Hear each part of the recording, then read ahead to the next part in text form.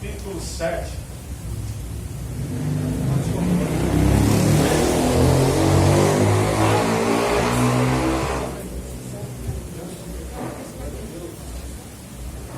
Hoje nós vamos aprender sobre a cura de um servo, de um centurião. O que é um centurião? Centurião era um homem responsável, um comandante do exército romano, responsável, no máximo assim, mais ou menos, por 100 soldados. Com isso confere que haja um domínio que fica entre 60 e 80, mas a máxima da responsabilidade desse comandante seria 100 soldados. E nós vamos ver a atitude de fé deste homem, de sua origem romana, da sua cultura romana, participando do povo judeu ali, vendo a cultura judaica, vendo o culto judaico, e com isso ele toma uma atitude de fé, mediante uma necessidade que lhe sobreveio. E nós vamos aprender hoje, para que nós venhamos viver os milagres do Senhor para as nossas vidas. Amém? Lucas capítulo 7, verso 1, está escrito assim: tendo Jesus concluído todas as suas palavras dirigidas ao povo, entrou em Cafarnaum, e o servo de um centurião, a quem este muito estimava, estava doente, quase à morte. Tendo ouvido falar a respeito de Jesus, enviou-lhe alguns anciões dos judeus, pedindo-lhe que viesse curar o seu servo. Estes, chegando-se a Jesus com instância, lhe suplicaram, dizendo: ele é digno de que lhe faças isto, porque é amigo do nosso povo, que ele mesmo nos edificou a sinagoga. Então Jesus foi com eles, e já perto da casa, o centurião enviou-lhe amigos, para lhes dizer: Senhor, não te incomodes, porque não sou digno de que entres em minha casa. Por isso, eu mesmo não me julguei digno de ir ter contigo. Porém, manda com uma palavra, e o meu rapaz será curado. Porque também eu sou homem sujeito à autoridade, e tenho soldados às minhas ordens. E digo a este: vai, e ele vai. E a outro: vem, e ele vem. E o meu servo faz isto, e ele o faz. Ouvidas estas palavras, admirou-se Jesus dele, e voltando-se para o povo que o acompanhava, disse: afirmo-vos que nem mesmo em Israel achei fé como esta. E voltando para casa, os que foram enviados encontraram curado o servo. De Bíblia aberta, feche somente seus olhos. Vamos orar aqui de graça ao Pai mais uma vez. Pai Santo, graças te damos, a Deus, pela oportunidade de estarmos aqui reunidos para ouvir a tua palavra, entender mais de ti, absorver aquilo que precisamos absorver, para que nós venhamos com uma fé sólida, verdadeira diante da tua presença. Abençoe o teu povo, abençoe a tua igreja, abençoe-nos, ó Deus, para que nós venhamos sair daqui cheios do teu Santo Espírito, direcionado, ó Deus, a entender e a viver a tua palavra por onde quer que nós andamos. Precisamos de uma fé, ó Deus, que mova, ó Deus, os céus ao nosso favor. Precisamos de uma fé, ó Deus, que traga admiração, que chame a atenção do Senhor para conosco, para que nós venhamos viver, ó Deus, aquilo que podemos viver mediante a sua graça e a sua misericórdia. E seja repreendendo todo o mal, todo ladrão da palavra, e que nós juntos venhamos crescer na graça e no conhecimento de nosso Senhor e Salvador Jesus Cristo. Faz isso, ó Deus, para a tua glória, é o que eu te peço, em nome de Jesus. Amém. Amém. Povo de Deus, gostaria que você ficasse atento. Vou pedir só um irmão que vira um pouquinho de ventilador para mim, para no caso da Bíblia, se não vento aqui, deixa ela quieta.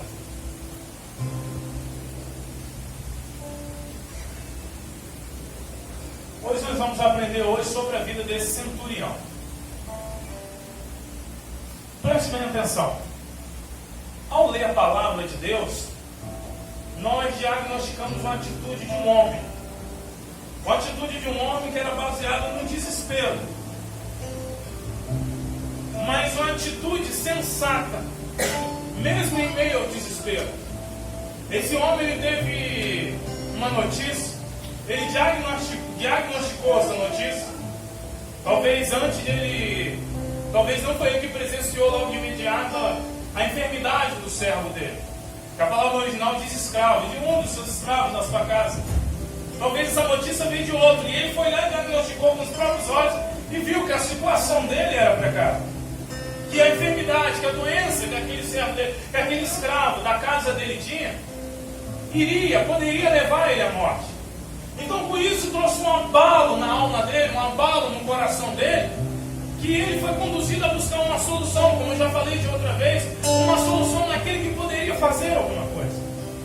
Eu gostaria de dizer para você que vai existir momento em nossas vidas que nós vamos buscar vários meios para tentar solucionar algo e não vamos conseguir. Nós vimos semana passada a situação da mulher do fluxo de sangue.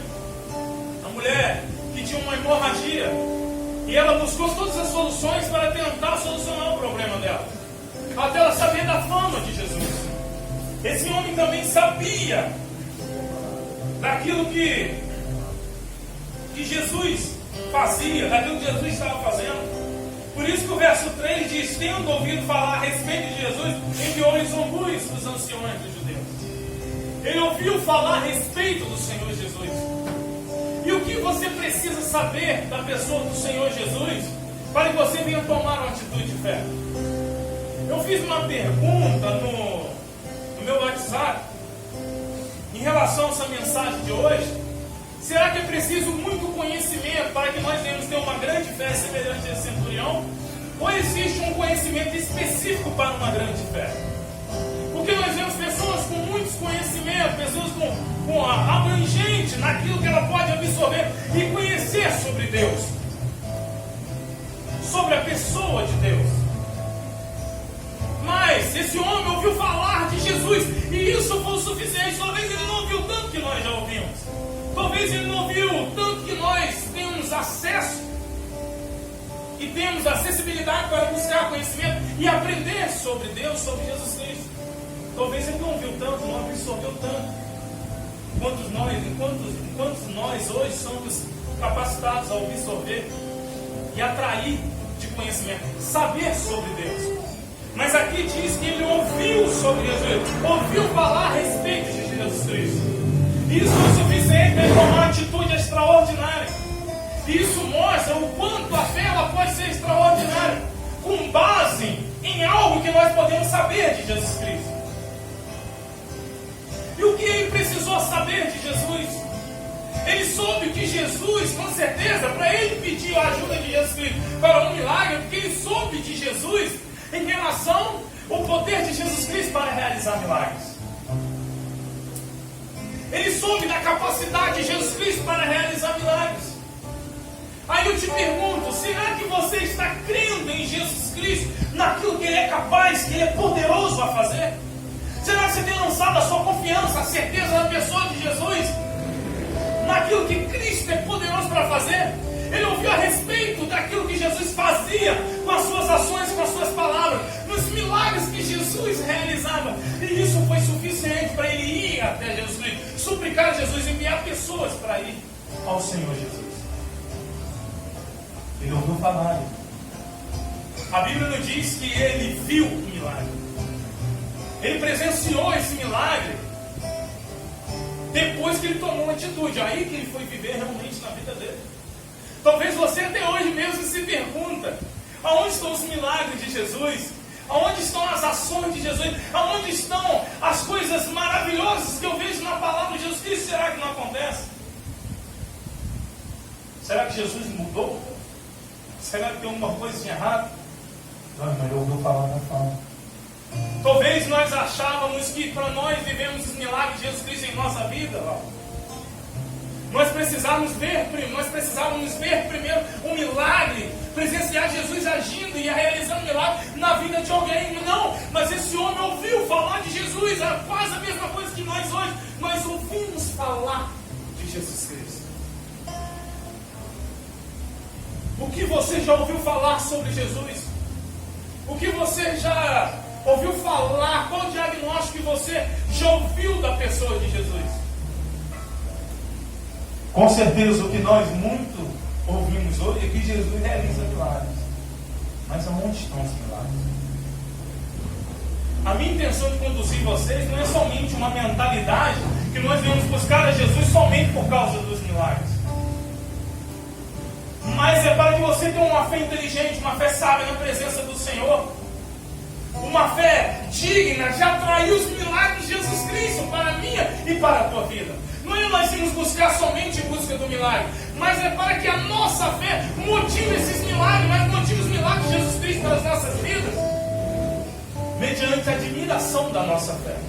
É como, o que eu estou querendo dizer para vocês é que nós venhamos ter uma fé de tal envergadura, uma fé de tal maneira, é como se a nossa atitude de fé venha deixar Deus sem resposta, no sentido de que não tem como não tem como eu deixar de dar esse milagre com uma fé desta maneira. Não tem como eu deixar de responder com uma fé desta maneira. Não tem como eu deixar de operar numa fé desta maneira. Não tem como deixar de eu agir numa fé extraordinária como essa. É isso que eu quero aguçar em você, irmão. Uma fé extraordinária. Uma fé que mova a ação de Deus sobre as nossas vidas. Uma fé baseada no conhecimento que nós temos que ter da pessoa de Jesus. E o conhecimento que esse homem teve, irmão, não é preciso muito conhecimento para uma fé grande. É preciso somente um conhecimento específico. Um conhecimento específico de quê? Que se Jesus faz na vida de outros, Ele pode sim fazer na minha. Uma fé grande é uma fé que lança certeza, que lança uma total confiança naquilo que eu preciso saber de Jesus. O que eu preciso saber de Jesus para realizar um milagre na minha vida? Que Ele pode fazer este milagre, que Ele pode fazer esta mudança, que Ele pode fazer essa transformação, que Ele pode fazer isto que é extraordinário aos meus olhos, que eu não sou capaz de fazer, mas Ele pode operar. Sabe o que é grande fé, meu filho? É lançar uma grande confiança naquilo que Jesus pode fazer. Nós já somos com uma grande fé e eu saber todos os detalhes de Jesus. Tem gente que acha que, ou seja, que tem que ter um conhecimento tão avantajado a ponto de descobrir até o que Jesus escreveu na areia com aquela mulher que foi pega em flagrante. Eles querem chegar a um nível de conhecimento tão grande, mas é que eles querem voltar praticamente quase ao tempo e ver Jesus escrevendo. Mas isso tem realizado milagres?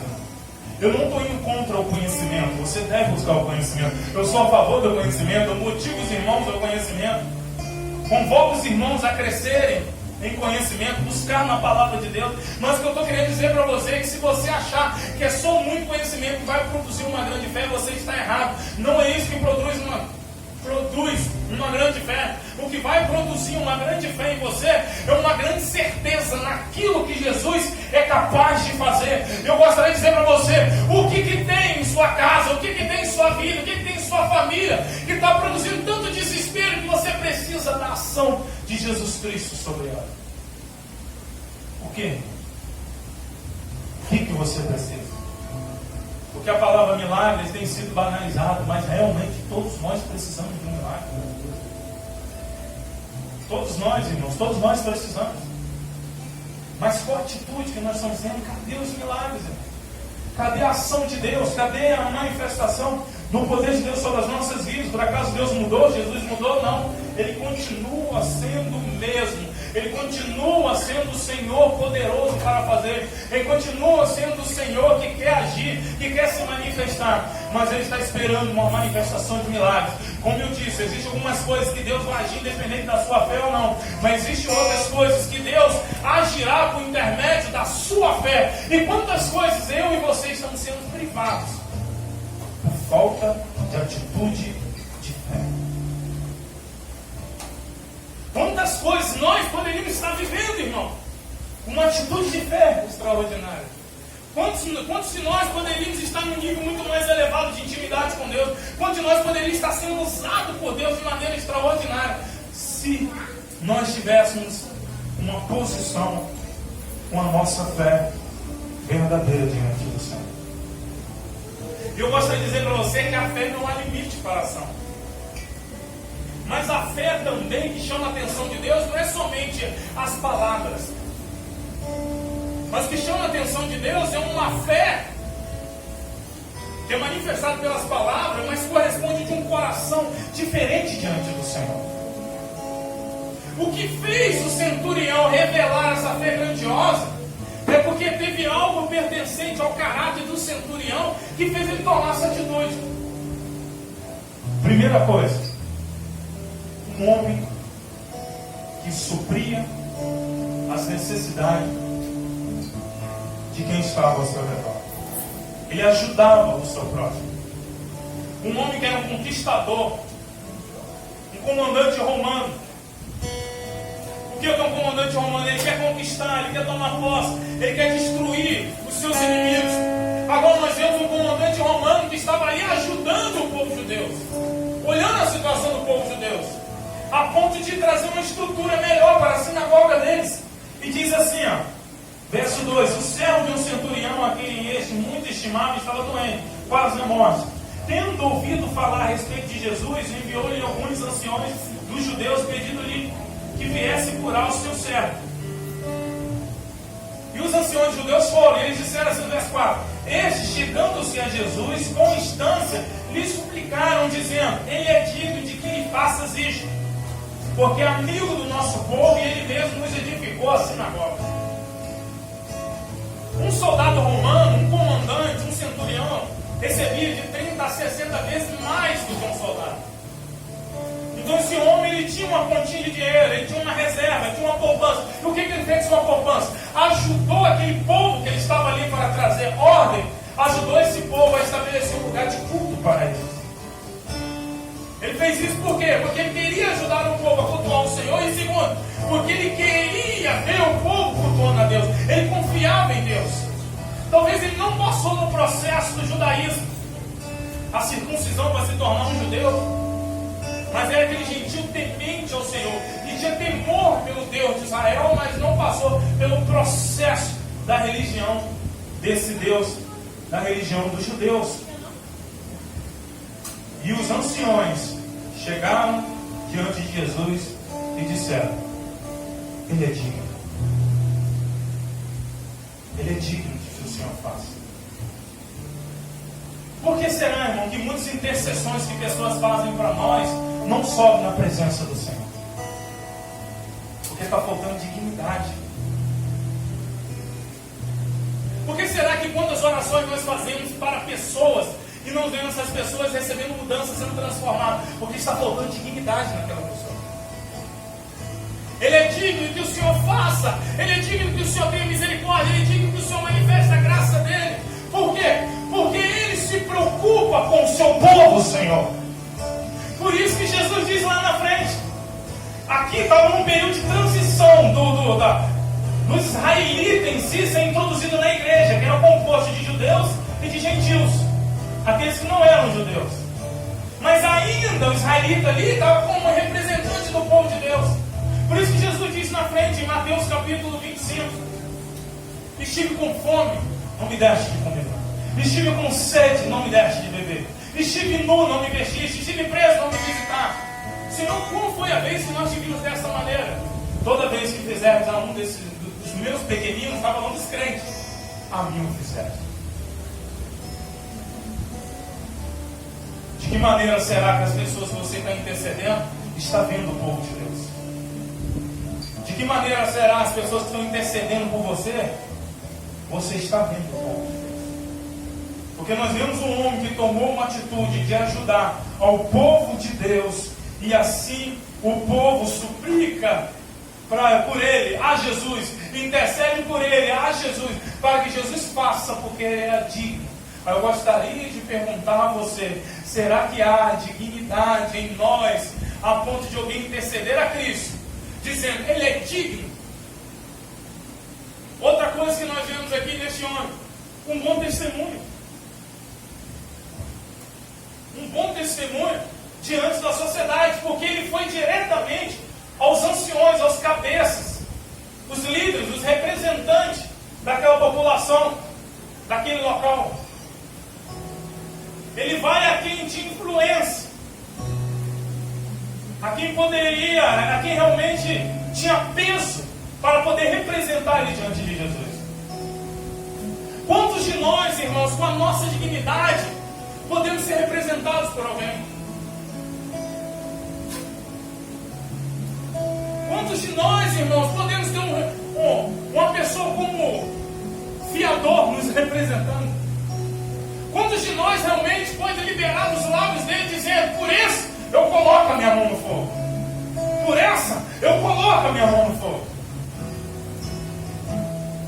A gente olhando superficialmente essa palavra, irmão, achamos que é só um sentido de fé, achamos que fé é de qualquer maneira. É só crer, não, irmão. Uma fé grande, que é baseada através do conhecimento que ele recebeu de Jesus Cristo, ela tem uma força, essa fé, por causa do caráter, irmão. Então não existe uma fé extraordinária em pessoas que não têm bom caráter, em pessoas que não estão dispostas a viver para o próximo, em pessoas que não estão dispostas a ajudar o povo de Deus, em fazer alguma coisa para o povo de Deus.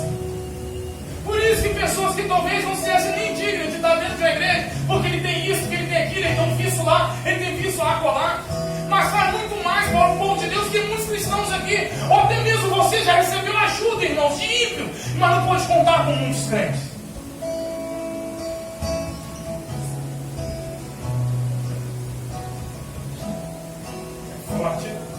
A gente achou que essa fé, que fé grande, Israel, eu tenho uma fé igual a essa. Tenha.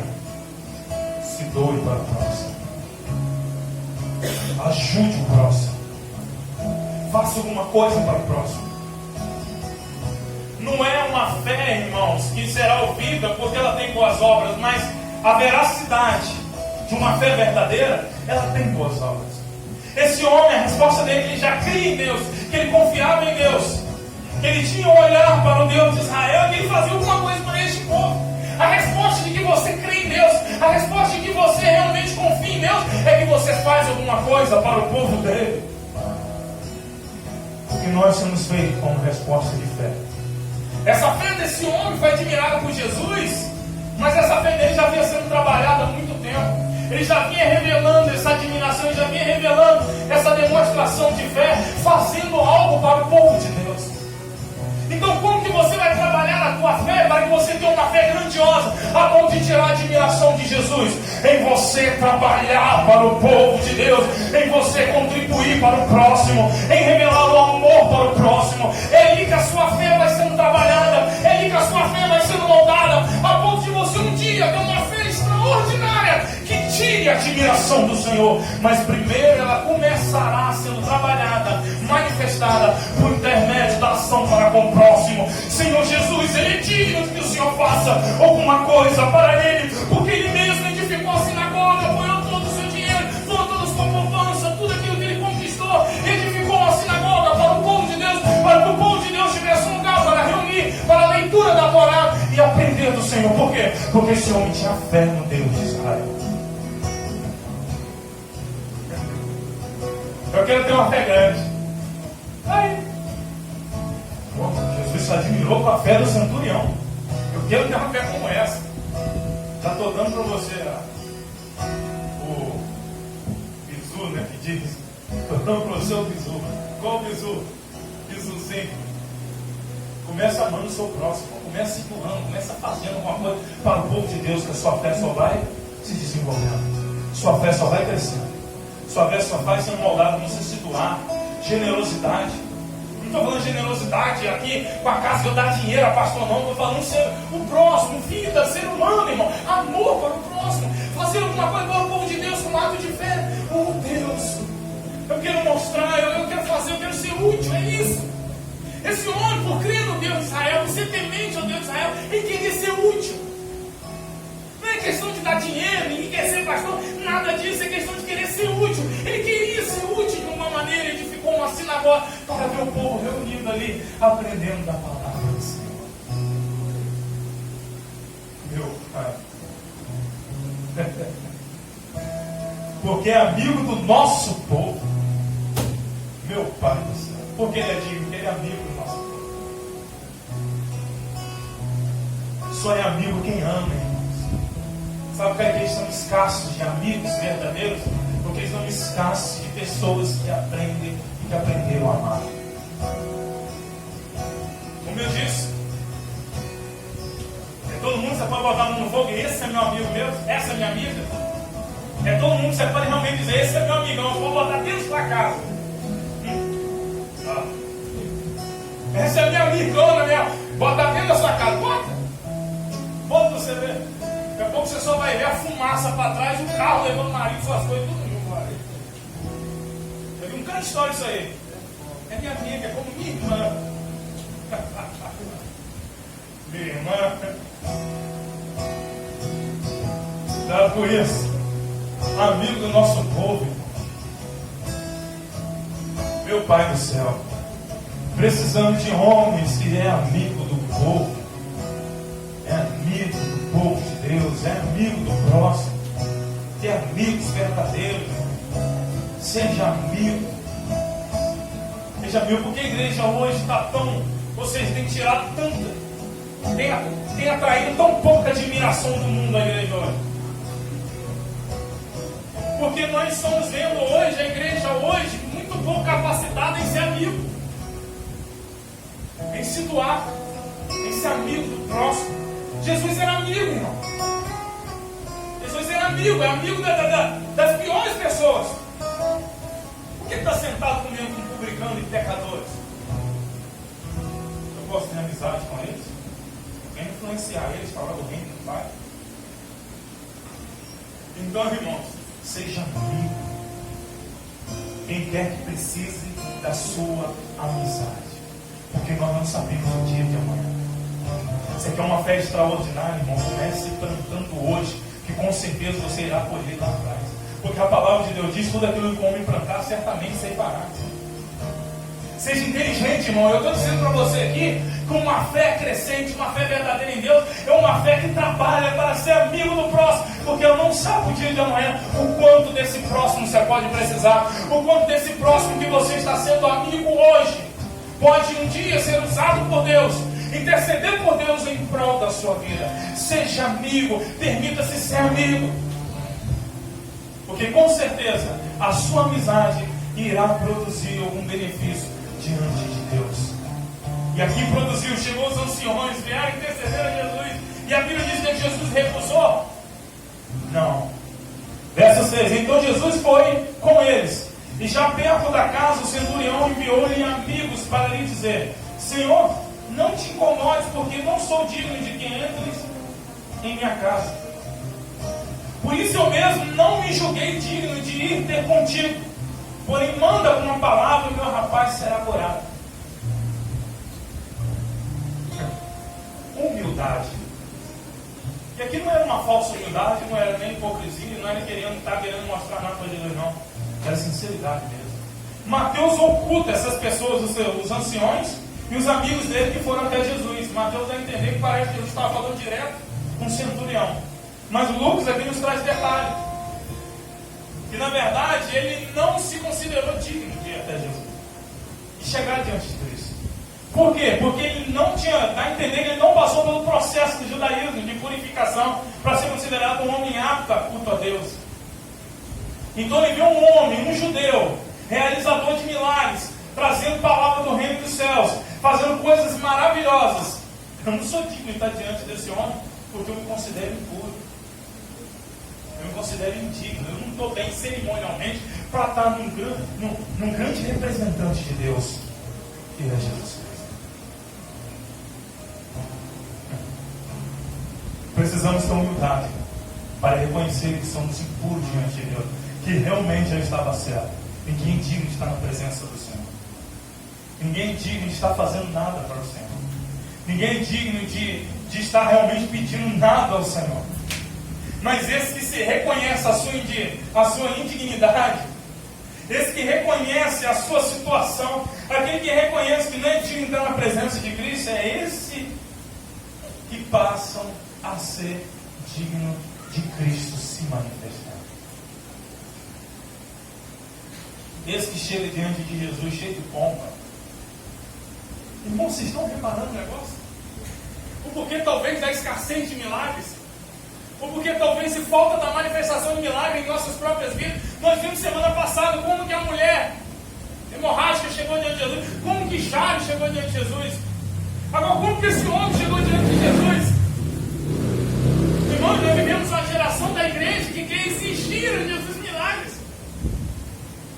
sou dizimista. Eu tenho uma grande oferta. Eu tenho um envelope.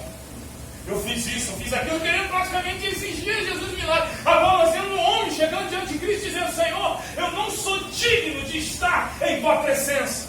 Por isso enviei pessoas para chegar até ti. Um centurião, um homem com aquela envergadura, daquela posição, se humilhou diante do Senhor. Muitos de nós chegamos como diante de Deus. Chegamos como diante do Senhor. Por isso que ele não vai receber o quê, meu? Os humilhados serão exaltados. Os exaltados serão o quê? Humilhados. Eu quero ser exaltado por Deus, porque Deus é realizar algumas coisas que nós estamos precisando que Deus realize em nossas vidas. Isso é sinal que irá nos exaltar, vai tirar da nossa situação de desespero, vai tirar nós da situação de penúria, no lamaçal, vai tirar nós da situação de dor e vai nos elevar. Mas primeiro precisamos nos humilhar. Eu, irmão, já diagnostiquei pessoas em leito de dor, um problema sério de saúde, com câncer, rejeitando Jesus. Nessa situação, o nariz ainda continuava em pé, achando que não precisava de Cristo. E nós, irmãos, qual humilhação nós estamos tendo diante do Senhor? Será que nós somos nos humilhados como realmente temos que nos humilhar? Como realmente temos que chegar diante de Deus e nos humilhar? E essa humilhação dele é que contribuiu, esse ato de humilhação é que contribuiu para manifestar essa fé extraordinária. Porque ele manda avisar Jesus que ele era digno, que Cristo vinha até ele. E ele diz assim: já que eu estou distante do Senhor, não sou digno de ir até o Senhor, libera uma palavra daí, Jesus.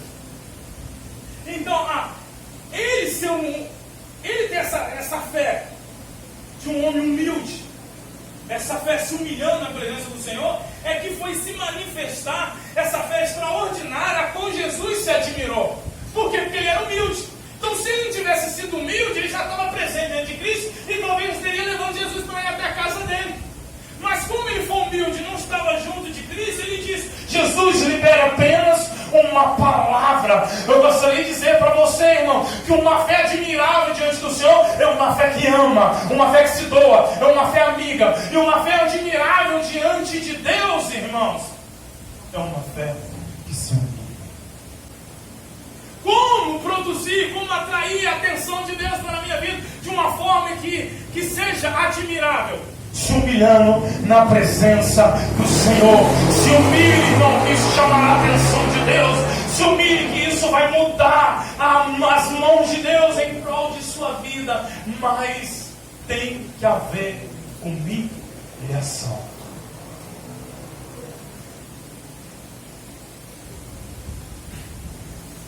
Ele usa para Jesus a base de vida dele.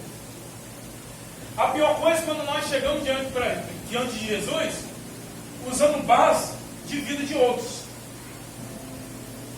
usando experiência, aprendizado de vida de outros. Ele demonstra essa fé usando uma base da sua própria vida. E ele pega e diz: Senhor, eu tenho autoridade. E quando eu digo um servo meu vai, e vai, ele vai. Vem, ele vem. Faz isso, ele faz. Faz de tanta maneira que parecia até que era ele que estava falando, mas era o certo que ele estava repetindo as palavras tintim. Porque naquela época o certo era obediente. Ou eles eram extremamente obedientes, ou eles se rebelavam e quebravam o pau tudo de uma vez. Mas quando era para obedecer, era 100% obediência. Quando eu digo isso, eles fazem. Porque ele responde conforme a minha autoridade. A minha autoridade move que eles façam que tem que ser feito. A sua autoridade, Senhor Jesus, vai mover aquela doença do meu servo. A sua autoridade, Senhor Jesus, a minha autoridade é representada pelas palavras. Assim como eu sei que o Senhor tem autoridade, Jesus Cristo, a sua autoridade será representada pelas suas palavras. Então libere uma palavra que será suficiente para que a história do meu servo seja mudada. Eu gostaria de dizer para você que basta uma palavra de Jesus Cristo para que a sua história seja mudada. Esse Jesus é tão extraordinário que não precisa muitas coisas, apenas uma palavra para que a sua história, a história da sua vida, aquele que é o sinal da sua dor, seja mudada.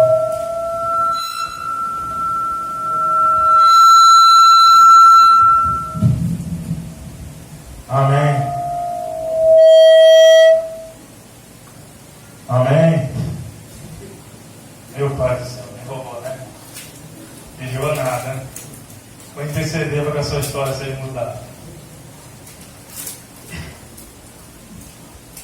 E Jesus disse o quê? Ouvida essas palavras, admirou-se Jesus dele e voltando-se para o povo que o acompanhava disse: afirmo-vos que nem mesmo em Israel achei fé como esta. E voltando para casa, os que foram enviados encontraram curado o servo. Em Mateus diz assim: seja feito conforme a tua fé. Será feito conforme a minha fé? E conforme foi a fé dele?